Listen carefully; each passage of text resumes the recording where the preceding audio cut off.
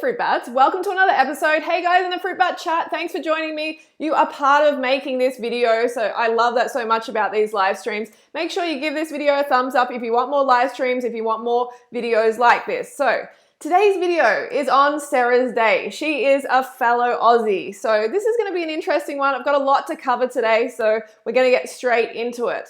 So Sarah's day, she has been climbing the social media ladder pretty quickly lately, okay? So she is making videos on being addicted to sugar, about her vlog life, just about her life in general. I can't stop eating, what I eat in a day. And she has about, how many does she have? She has 455,000. She has 297,000 followers on Instagram, and she has 450,000 followers on YouTube. So she's followed by a lot of girls. Hi guys in the Fruit Bat chat, I can see you.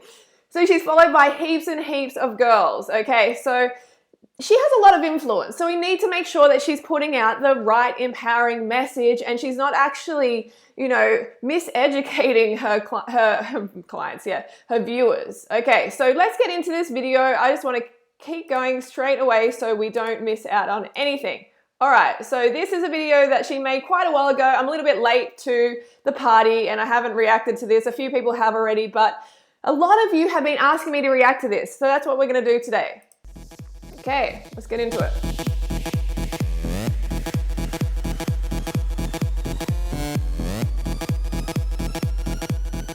Ooh, I am sweaty. Teagues and I did like an upper body session and then smashed out some sprints and like a Tabata session at the end. She was such a legend. She did it with me just because I feel so sick. I seriously. Okay, that's the first little warning sign. I feel so sick. Okay. All the time, and it is just annoying because I feel like my last video was so good and it was like full of such good tips to not binge and manage your portions. But I got up at 5 a.m. yesterday and I worked so hard. Like I trained and then I was doing emails. Not only was I mentally exhausted, but I was physically drained. So naturally my body was craving sugar, but instead of employing. Okay, so everybody's body craves sugar. That is natural. Every cell in your body and your brain runs on sugar, runs on glucose, runs on carbohydrates. So it's natural to crave it. You don't want to stop that craving, okay? It's not a bad thing. That means you just have to eat. You have a glucose deficiency. So let's remember that. My strategies to beat the binge, I was like, screw it, I'm going to live off Blue Dinosaur bars and Loving Earth chocolate for the rest of the day. And I didn't regret it at the time, but now, at least the things that I consume in like large quantities are healthy and are made up of whole foods. This is what happens, okay? We end up binging out, okay? I can't remember the last time I binged, okay? Since being on this lifestyle, it's so satisfying. You have to satisfy yourself, and that's why people binge. If you don't eat enough, if you're not getting enough carbohydrates, then you are going to binge. That's naturally going to happen. So let's move on to 301 here. I've got a lot to cover here, so I need to move it along. All right, let's go. So she's at a cafe here. She's at a cafe with her friend. I worked out so hard, but I feel so full from last night. Why do I always do this? You need to just not do it. Like you need to not have any. You can't I know, I stop have no that portion control. I'm a food fanatic, but I think I'm just gonna get a coffee for now, see how I feel. Hopefully it makes me poop. Okay, so hopefully it makes me poop. Okay, so she's obviously constipated. She has a constipation issue, which actually a few of you have told me about, and that she binges a lot and she's constipated a lot of the time. And she's having coffee to try and help her constipation. This is literally the worst thing you can do for your colon, okay? It's going to make your colon lazy. It's going to make it dependent on stimulants. So it has to contract through having stimulants, and it's going to dehydrate the colon. So you're going to have these dry little torpedoes that you're going to be trying to push out, okay? No one wants dry little torpedoes, right? Oh my God, like I want you guys in the chat. I want you guys in the chat and also in the comments below to tell me what is your favorite smoothie. Fruit fiber is so good for your colon, so good for constipation. So never ever go for caffeine, seriously. Like there's studies on it, okay? Water retaining capacity of fibers is thought to stimulate the gastrointestinal motility by increasing fecal volume or bulk. Okay, bulk. We want bulky poos. Thank you, Claudia. Thank you for the 50 DKK. I am going to get to you soon and look at your message. Okay, according to fiber, promotes colonic propulsion, reduces transit time, and facilitates defecation. So we need fiber, okay? We need fiber. That is no secret. So having caffeine instead of fruit fiber is not a good idea. I'm serious. I feel so full and blocked up. I went this morning. You get off the coffee. Yes, I love coffee, but I swear half the reason I have it is A friend just said get off the coffee. because it helps me do morning poops. Am I too real? You know what? You're gonna get food, and then as soon as you get your food, I'm gonna get food jealousy. I always stay at cafes for like a few hours and smash out emails and editing and stuff, so that I get a coffee, and then Tegan gets food, and I'm like, oh nah, I'll wait till later. And as soon as she gets her food, I'm like, why did I do this? And then as soon as she leaves, I get food, so we don't really get to bond over food anymore. No, she needs to quit coffee. Never. Hashtag LB with a D of AM. Okay, she needs to quit coffee. Even her friend is saying it. It's giving you issues, girl. Sarah, what are you doing? Why are you continuing to have coffee when it's not helping your constipation? Yeah, it might help you go initially, but you're going to become really dependent on it and dehydrated and feel like crap, honestly. So they talk about their food and everything like that. And she has some coffee. She has a big coffee actually. And then she has this meal that has like sweet potato, which is great, but then it has chicken eggs, okay? And we know that that is not good for the colon or for your health or for the chickens, okay? It is devoid of fiber, absolutely devoid of fiber, so it's not good for your colon. Thank you, Kiana. I am going to talk to you soon. I appreciate that. I see you guys. And I love the fact that you're putting all your favorite smoothies in there. Keep putting those favorite smoothies. We need to help inspire and educate Sarah, a fellow Aussie. All right, so let's move along a little bit. She chats a lot in her vlogs, which is fine. She seems like she has a vibrant personality. I think some of it can be attributed to caffeine because she is having a lot of caffeine during her day, and that can make you quite jittery and talking a lot and really, really like energetic. And you can get that coffee energy. So just be careful of the stimulants, girls, all right? That's nice, but it's too small. I want to enjoy it. That's why I get a lot. Imagine if I moved out and I could have you guys over for coffee. We wouldn't even I feel like we would get along more. We would be even more best paleo friends. snacks. And we'd be best friends. Okay, that's really sweet. That is sweet. But look, she's having another large coffee. Is this the same day? This is the same day. And she's having even more caffeine and she's wondering why she's constipated and she's having a paleo diet. Okay, she's following this high meat, high protein paleo diet. And that is going to cause you constipation because you know what? There is no fiber in animal products. Absolutely no fiber. Thank you, Tanisha, for the 5. I'm going to talk to you soon. Thanks a lot for the super chat donations. All right, so we're moving on even more. Okay, 8 minutes, 9. All right, so she goes along here. Okay, they chat and everything like that. And then she comes here and she's recommending bentonite clay. So this is important for me to talk about this quickly, okay? Combine them both. So if your body is feeling super toxic and just like sick from the day before, or if you've eaten really badly, I suggest using the Ultra Cleanse because it actually contains a thing called bentonite clay, and that is really good at detoxifying the body. Okay, so the body naturally detoxifies the body. Hey, you don't need to take any bentonite clay. You don't need to take anything like that. It naturally detoxes. You do have to eat properly. Thank you, Dennis. You do have to eat properly. Okay, that is really, really important. So bentonite clay. Thank you, Zilly. Bentonite clay. I have a little bit of research on the bentonite clay. It is actually extremely, extremely dangerous to take. It's very dangerous to take bentonite clay. And she's taking it because she's so clogged up. Like she said, you know, if you're binging, if you're not eating very well, and your body's not detoxing properly, and she thinks that bentonite clay is something good to take, and maybe she's sponsored, I'm not sure. Let's have a look. So high blood pressure, heart disease, kidney damage. All right, so how much lead are we talking about? So we need to talk about lead. Your oral lead dose could be as high as 765. So there is a bunch of lead, okay? A bunch of lead in bentonite clay. And there is no safe threshold for lead exposure. This is what the World Health Organization says. It can cause high blood pressure, heart disease, kidney damage, infertility in males and females, and some cancers. Literally, this bentonite clay, okay? And it's giving you a big whack of lead, 765 micrograms, which is a lot when we're talking about lead. So how much lead is safe? No lead is safe, okay? No amount of lead. So please do not ingest this. It is very, very dangerous for you. Your body detoxes your body, okay? When you're eating correctly, get the fruit in. That fiber helps detox your colon. You need it to sweep your colon. You need the bulk in there. Okay, let's move on. So she's talking about that, and I want to get to the main bulk of this discussion, which is we are talking about the animal products. Okay, so she makes dinner here. Let's go back to the dinner. Okay. I don't wanna know who's taking you home, I'm loving you so. Okay, I need to take off that music in case it's copyrighted music. All right, and this is what we have here, and we can see it is a non-living animal.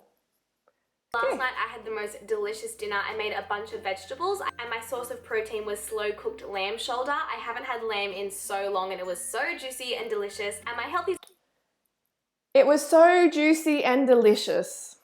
I find this incredibly insensitive of Sarah to actually say that in a video that she knows a lot of vegans are going to watch, and when she's talking about the lives of animals, I find it completely insensitive and unconscious, and I'm just going to be honest with you on this one. It's really, really disappointing of her to say that.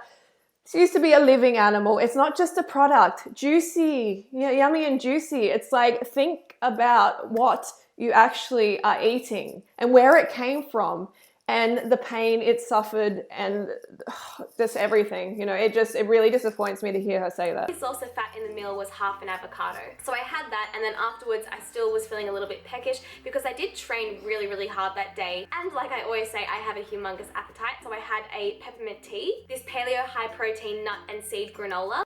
So just keep in mind, she trains a lot, okay? And she's got a humongous appetite. She's hungry. Okay, she's hungry, obviously. We all like to eat, okay? Sarah's not the only one who likes to eat. It's just about what you actually choose to eat and nourish yourself Then with. I had a whole box of my Loving Earth Berry Buck and Berry chocolate. But honestly, I feel no guilt for having the entire box because like I said, Tegan and I trained really, really hard yesterday. My body was aching, I was starving. Like I was genuinely hungry, my stomach was grumbling, so I listened to my body. So I listened to my body and she had a lamb. Okay, so that is not actually listening to your body, but she has to realize, Sarah has to realize that she's hungry a lot.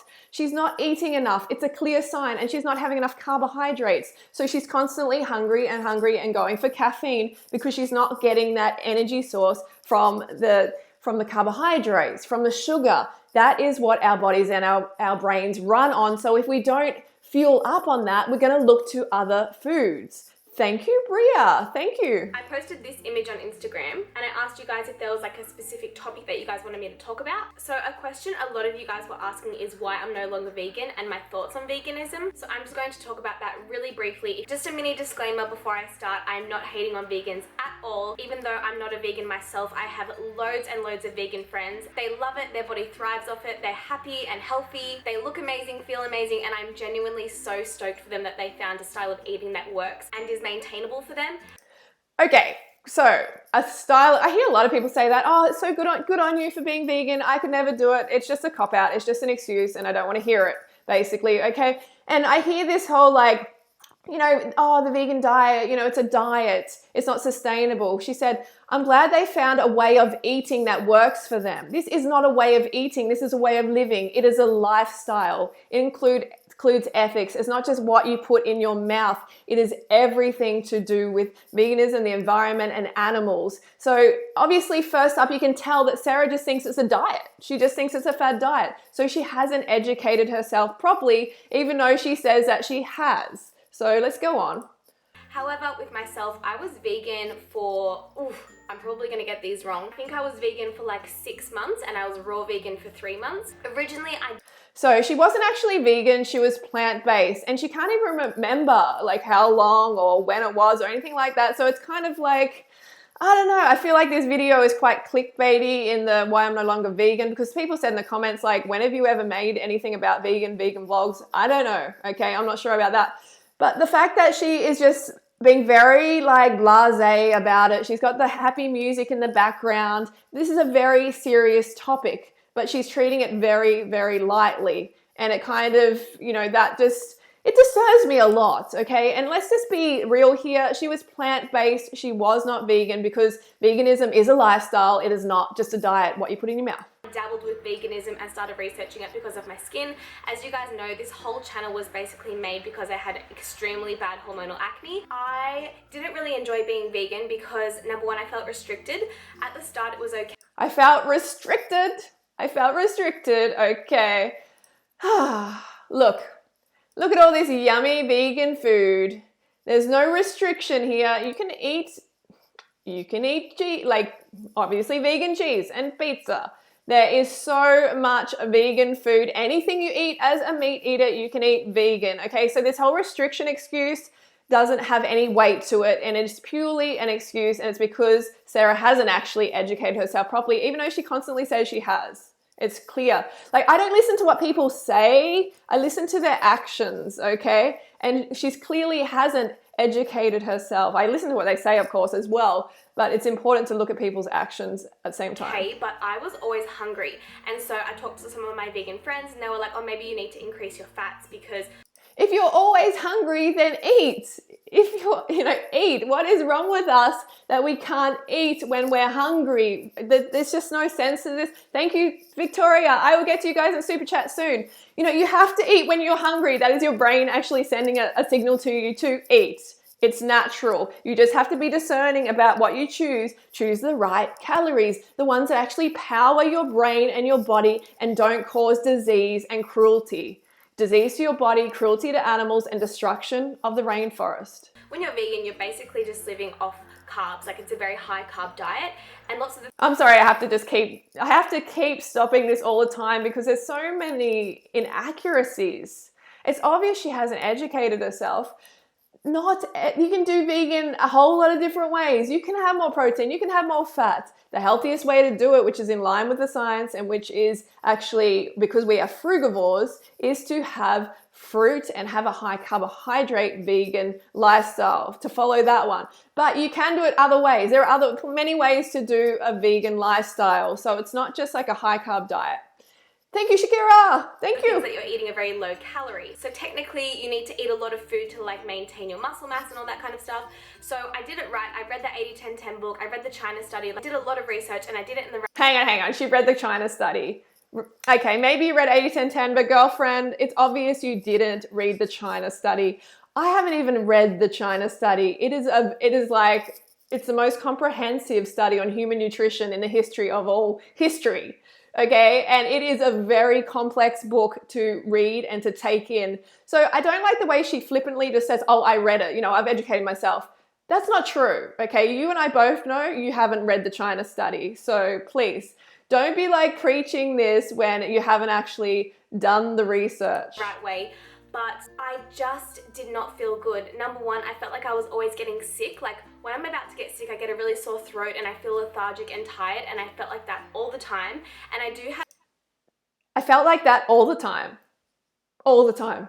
Okay, so you did vegan, you did plant-based for 6 months. For 6 months, and you felt sick all the time. Sore throat all the time, every day for 6 months. These sort of exaggerations, and just inaccuracies are really quite frustrating because she's talking about a subject that is very, very serious, okay? It's very, very important, and she's making very light of it, and she's making all these exaggerations and lies as well. So it's quite frustrating to watch her. I have low iron levels, like I'm naturally low in iron, so it was really hard for me to get my vitamin B in because if you don't have enough vitamin B, then your body can't absorb iron properly.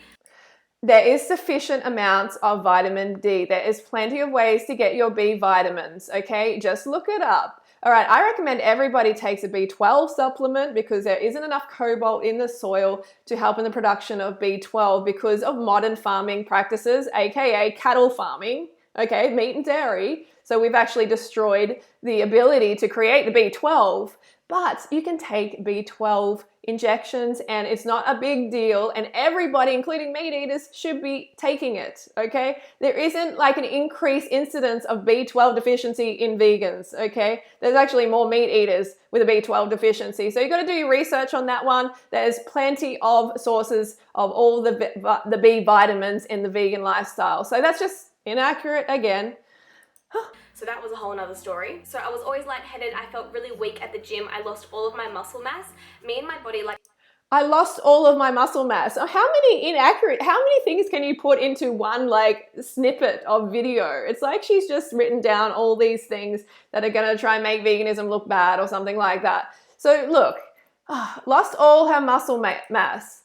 These women seem to have more muscle mass than Sarah, okay? These are vegan athletes, okay? Why did you lose all your muscle mass? And how can you prove that you lost your muscle mass, okay? Because I actually suggest that you lost fat and fluid around your muscle, and your muscle wasn't actually as big as you first thought it was, because that's what happens on a vegan lifestyle. You lose fat and fluid around the muscle, so you're left with this lean muscle, okay? And your muscle is not actually as big as you thought it was because it had all that meat and dairy bulk around the muscle, making you think you had more muscle than you actually did. These girls are training, okay? These girls are training and they are vegan, all right? So they're getting more than enough nutrition to obviously sustain the muscle growth. So and Mr. Universe was vegan as well at one stage. So it really, like, that excuse is really nothing to me. And it's just like a very standard thing coming from someone who hasn't educated themselves.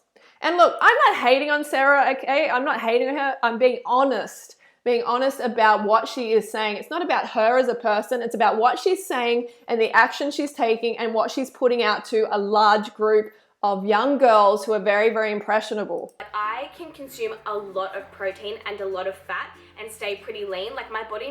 Someone in the chat said everybody's body's different. We need to eat a different diet. That's actually not true. Okay, every animal on the planet follows a species-specific diet, okay? And we've been shown, our anatomy has been shown to be that of a frugivore, okay? It just is, whether you like it or not, that's what the science actually shows. That's what the anatomical studies actually show of our body. So we're all meant to eat a similar way. We're not meant to eat different ways, okay? Every animal eats a species-specific diet and we are no exception. It needs a lot of protein to function. I am quite a low body fat percentage, so I do need a lot of protein, and I feel like No, Sarah, you don't need a lot of protein. And if you actually read the China study, you would read that that is what actually progresses disease very quickly in the body, okay? And when you're having animal protein, she said something a bit... I run the best of animal protein. I run the best off animal protein. No, you don't. Nobody in the history of the human race runs the best on animal protein. That's been debunked so many times by good science, and not science done by vegans, science done by meat eaters, science done by everybody. You just have to do your research. When you're ingesting this animal protein, your liver is actually releasing IGF-1, insulin growth factor 1, which multiplies cancer cells rapidly.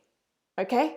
Multiplies cancer cells rapidly. This shit is dangerous. Nobody runs better on it. It is a figment of her imagination. So Sarah, please educate yourself before making videos like this. I mean, I hope that you actually delete this video because it is so much inaccuracies, so much, it's quite damaging to veganism as well because she has like quite an influence and girls just believe her. You know, it's like a popularity contest on YouTube. No one's really telling the truth anymore. It's just about likes and who's more popular and stuff like that. And unfortunately, she is influencing a lot of girls to eat a certain way and to believe a certain thing via her personality. That's what people are focusing on, or via her body rather than actual facts and what is the truth. And also I'm intolerant to soy, and I didn't know that at the time, but I was always feeling sick and my stomach was always in knots and I just always felt blocked. If you feel sick eating something, stop eating it. Honestly, if soy makes you feel sick, if you feel sick from eating soy, don't eat it. You don't have to eat soy. I hardly ever eat soy, but a lot of people are fine with soy, so, you know, we question that. But you don't have to eat soy. If you feel sick eating something, stop eating it and eat something else. That is, again, not an excuse to go off veganism or plant-based. Up, my digestion was not good. Then, okay, my digestion was not good, but we rewind to earlier on in the video when she's saying she needs caffeine to poop. I am so like confused here. Like, Sarah is saying all the time that she's binging, that actually she felt really terrible at the start of the video, and that she needs caffeine, she needs coffee to take a dump. She needs coffee to take a dump. So and she's also recommending bentonite clay to detox the body and the colon. So she's contradicting herself a lot. She's saying she felt so terrible on veganism, but now she's on paleo and she's having all these issues. So which one is it? Which one is it, Sarah? The craving started. I started craving tuna and eggs, yogurt, dairy. I was craving literally every single animal product. Hungry, hungry, hungry. Girlfriend, you are hungry. Why are you not making the connection? You need to eat more. You literally needed to eat more. And you said earlier that on a vegan lifestyle, you need to eat more. And that's true because you get to eat more because there's a lot more fiber, which is awesome. So why didn't you eat more? Why didn't you just eat more carbohydrates? You can. And I was also finding it hard to eat out sometimes. Like I have a huge appetite, and at some restaurants, like the only thing I could get was like a bowl of vegetables, and I didn't want to have hot chips. Okay. So I know she lives in Sydney, okay? Correct me if I'm wrong, but she lives in a capital city. She lives in Sydney, and I used to live in Sydney for 11 years, okay? 11 years. So I know that there is plenty of places. Let me just move this over a little bit. There is plenty of places that have vegan options, okay? There's plenty of vegan places in Sydney. They are literally everywhere, okay? There's a lot of places that you can go, and they're growing and growing more and more. And you can go to Asian places and always get rice and sauce and vegetables. So she hasn't tried, and she's clinging to excuses really, really strongly here. She's clinging to excuses that if she actually made the connection between the animal that she's eating and the ethical position and the disease situation and how the effect on the body, then she wouldn't be making these excuses at all. I was tired, I was craving meat, I was even having dreams about like steak and fish. It was like so weird. Girlfriend, you're hungry. What a shock, you're hungry. You know what you can do? You can eat. That's right. You can just eat more vegetables. You can just eat pasta. You can eat rice. You can eat potatoes. You can eat more fruit. Eat, eat, eat. It's really, really that simple. And then I sort of reached a turning point when I went to my uncle's farm. They have a farm and they raise cattle and like sell it for beef and stuff like that. And so I was talking to him about veganism, and he's like so beautiful and so open-minded. And he took me to like where they look after the cows, and he shows me like how they live. And it's just like, it's nothing like the documentaries you see. And that's okay, hang on. So he showed you where they live. He just showed you where they live and where they're on the grass and they're like, what, they're just eating and everything like that? But did he show you where they die? Did he show you where they die, Sarah? This is an important question because you need to see the whole process, right? Before you can actually make your mind up. And that's what these documentaries do. They actually show you the whole process. They don't cut out the slaughter part. They don't cut out the uncomfortable part. They actually show that. And that is what is really, really important to making the connection. That sort of opened my eyes. Like a lot of documentaries are made from a biased perspective. Like normally the people who are making the documentaries are vegans themselves. So they'll purposely find clips of like the worst of the worst. And I'm not saying it's not actually the worst of the worst. It's actually what happens. Animals die. Billions of animals are dying. It's actually what happens. That's what these documentaries do. And that's what shocks people, and they don't want to hear it. They don't want to see it. They want to close off to it. They're like, no. This does not happen. This does not happen. No. They want to just be numb to the fact. And that's what these documentaries are doing. They are showing the actual truth. But what these little, like, these farms, these nice, happy grass-fed farms are doing, they're not showing the actual truth of the situation. Saying it's fake, it's definitely true. There are some abattoirs and places that are horrible for animals. But in my opinion, it's your job and my job as a consumer to determine what you support. I always try to make sure I'm buying free range, grass-fed, organic, or okay, we got to get on to this free range organic. Thank you, Photogenic Justice, for the $5. I'm going to get to you soon. All right, this grass-fed issue, okay? All right, if everybody was to eat grass-fed, okay? If everybody was to eat grass-fed, you would need about 6 planets, okay? There is simply not enough land to support a grass-fed meat and dairy diet. Most of Australia is being fucked up by the meat and dairy industry, okay? More than 50% of the land is used for cattle, for grazing. It is the #1 cause. It is worse than factory farming for the planet. Okay, it might be nicer for the animal to be walking around in the grass and everything like that before it's slaughtered, but the end result's the same. It's still going to be killed. So what will it take to eliminate all factory feedlots and just raise all cattle pastures? 64 million more cows. 64 million more cows for grass-fed. 131 million more acres of land. 135 million more tons of greenhouse gases. Okay? So this is far, far worse for the environment.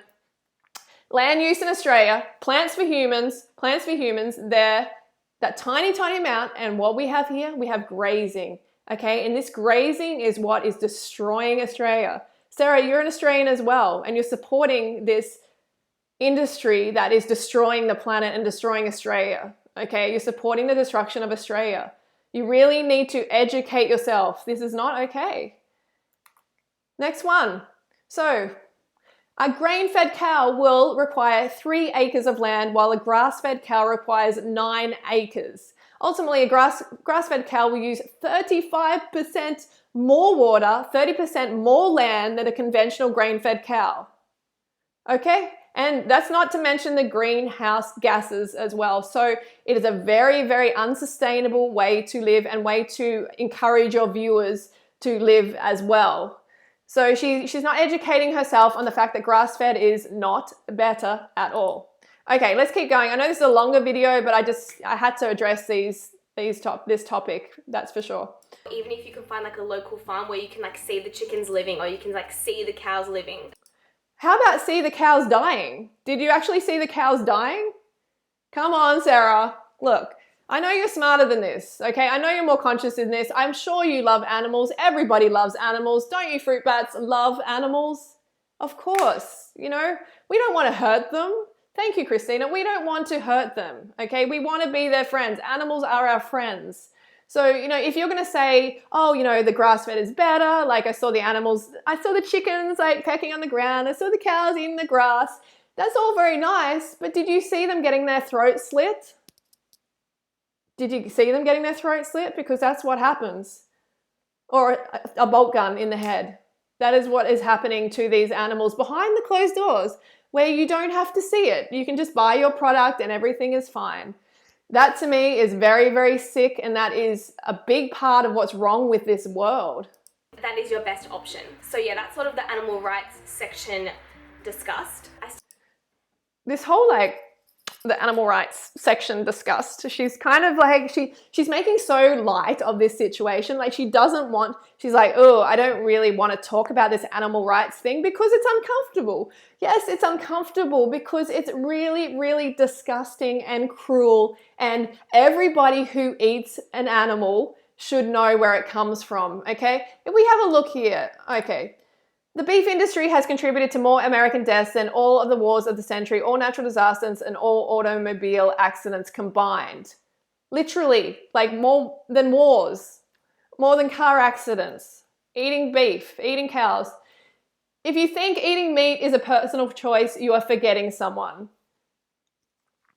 That's who you're forgetting. You know, I feel there's a lot of me. There's a lot of me in this video from Sarah, and it's really, really disappointing because she's just thinking about herself, and she's not even actually thinking about herself because she's eating foods that are causing disease progression in her body, but she's not thinking about this someone, okay? Animals are still a someone. They still wanted to live. They still had a family. The world doesn't even think of her as a mother, but to her baby, she is the world. Absolutely. Don't eat anything you aren't willing to kill yourself. Do you think Sarah is willing to kill those animals that she sees running around and enjoying the grass? And no, of course not.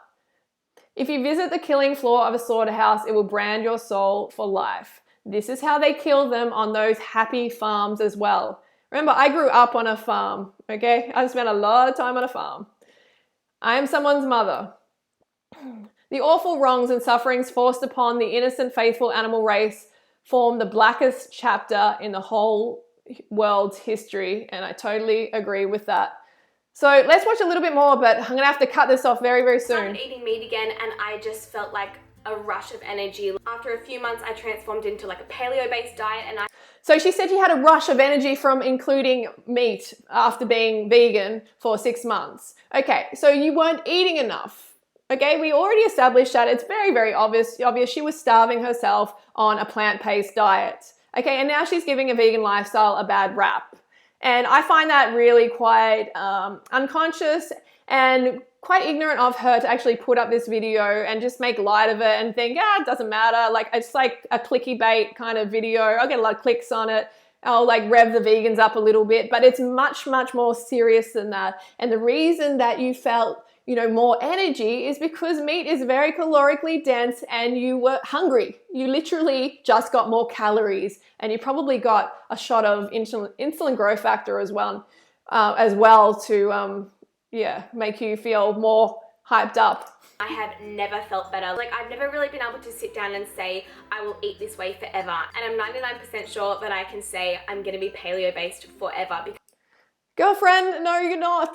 No, you're not going to be paleo-based forever. That's the sad thing, because you're going to be progressing disease big time in your body, and you're going to be binging out all the time like you already are. You're going to have chronic constipation, and which is probably going to cause you colon cancer eventually, and you're addicted to caffeine right now. So all of these things, you have to realize it's not a sustainable way to live. It's not sustainable for the planet. As we saw with grass-fed, you'll need about 6 or 8 planets. It's not sustainable for the animals. The animals want to live. Please leave them alone. They deserve to live.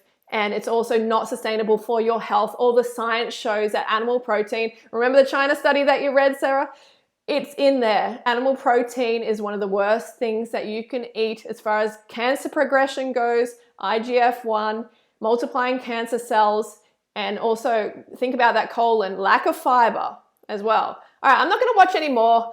I'm kind of done with Sarah. And I know there's those of you out there who love her and everything like that, and that is fair enough. That's great, but please